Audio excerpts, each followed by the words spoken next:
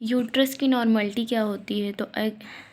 तो acute uterus होता है। इसमें क्या होता है कि गर्भाशय के मूल भाग पर गड्ढा हो जाता है। सेप्टेट यूट्रस यूट्रस में जो होता है वो पार्टीशन हो जाता है। तो सेप्टेट यूट्रस में पार्टीशन हो जाता है। बाइकार्नुकेट में दो सींग वाला जो यूट्रस होता है वो दो सींग वाला हो जाता है।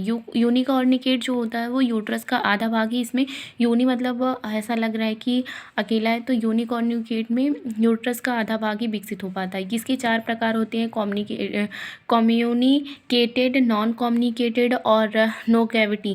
तो इस तरीके से होते हैं। तो कम्युनिकेटेड जो होता है उसमें एक सींग देखने को मिलता है और ये जो दोनों हिस्से होते हैं आपस में जुड़े हुए रहते हैं। जो नॉन कम्युनिकेटेड होता है वो आपस में कनेक्ट नहीं होते हैं, और जो नो कैविटी होता है उसमें फैलोपियन ट्यूब से आने का रास्ता नहीं होता है। तो एजेनेसिस देखिए, सर्वाइकल अट्रेसिया क्या होता है? तो ब्लीडिंग निकलने के लिए जगह, सर्वाइकल अट्रेसिया मतलब होता है कि बंधक, तो इसमें ब्लीडिंग निकलने के लिए जगह नहीं होता है। और क्रिप्टोमेनेरिया मतलब होता है कि हाइमन जो होता है वो अवरुद्ध बन जाता है, मतलब अवरोधन बन जाता है। हाइमन ज़्यादा मोटा होता है जिसकी वजह से ब्लीडिंग बाहर नहीं निकल पाती है। हेमेटोमेट्रा जो होता है उसमें गर्भाशय में ही रक्त का संचय हो जाता है। पेल्विक में डिफॉर्मिटी होती है, मतलब थोड़ी बहुत एबनॉर्मलिटी होती है। तो जो नेगेल्स पेल्विक्स होता है, नेगेल्स पेल्विस में क्या होता है कि जो अल्ना और सैक्रम के बीच में सिर्फ जॉइंट नहीं होता है।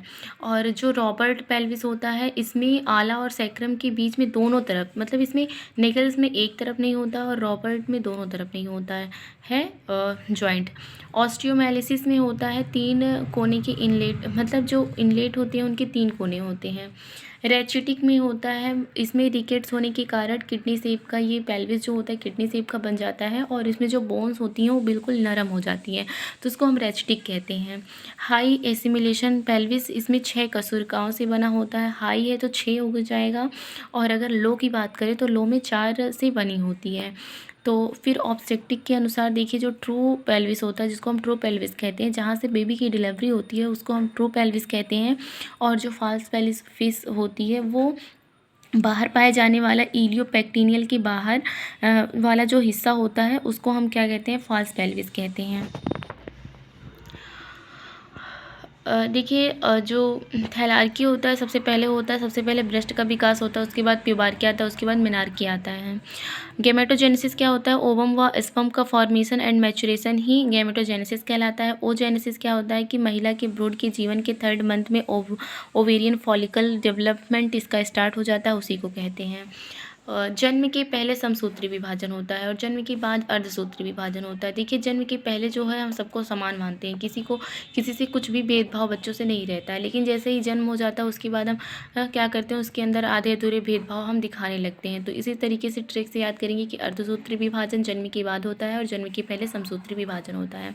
ओवम जो होता है वो 130 माइक्रोन या माइक्रोमीटर हम कह सकते हैं, और इसमें 23 क्रोमोजोम होते हैं। ये जो होता है बिटेलियन से घिरा रहता है, और इसमें जो ना पेलिसुडा जो होता है वो बाहर से घिरे रहता है। बिटेलियन और जोना पेलिसुडा के बीच की जो स्पेस होती है उसको प्रीबिटेलियन स्पेस कहते हैं। सबसे बाहर जो होता है वो ग्रेन्युलोजा सेल से घिरी होती है, जिसे हम कोरोना कहते हैं। एमसी टाइम में होने वाले कुछ चेंजेस होते हैं, वो कौन से होते हैं? देखिए, एमसी टाइम में जो चेंजेस होते हैं वो ओवरीज में होते हैं, सर्विक्स में होते हैं और वेजाइना में होते हैं। तो ओवुलेशन के पहले जो होता है वो टेम्परेचर कम रहता है, लेकिन ओवुलेशन के बाद टेम्परेचर थोड़ा सा बढ़ जाता है। ओवुलेशन जो होता है 14वें दिन होता है, और जैसे और जो 14 दिन पे जो होता है वो एलएच और एफएसएच और एस्ट्रोजन जो लेवल होता है वो बहुत पीक लेवल पर होता है, मतलब बहुत ज़्यादा होता है। और लेकिन उसी टाइम पे जो प्रोजेस्टेरॉन होता है बहुत लो लेवल पे होता है। फिर क्या होता है कि ये जो प्रोजेस्टेरॉन का लेवल कब बढ़ता है? तो जब ओवुलेशन हो जाता है उसके बाद ल्यूटेल फेज पर ये प्रोजेस्टेरॉन जो होता है वो पीक लेवल पर होता है। हेमेटोसेल्पिनिक्स क्या होता है? तो फैलोपियन ट्यूब में ही जब एमसी का रुक जाना, मेंस्ट्रुअल साइकिल का रुक जाना, उसको हम हेमेटोसेल्पिनिक्स कहते हैं। और हेमेटोकोल्पस जो वेजाइना से ब्लीडिंग रुकना, उसको हम क्या कहते हैं? हेमेटोकोल्पस कहते हैं।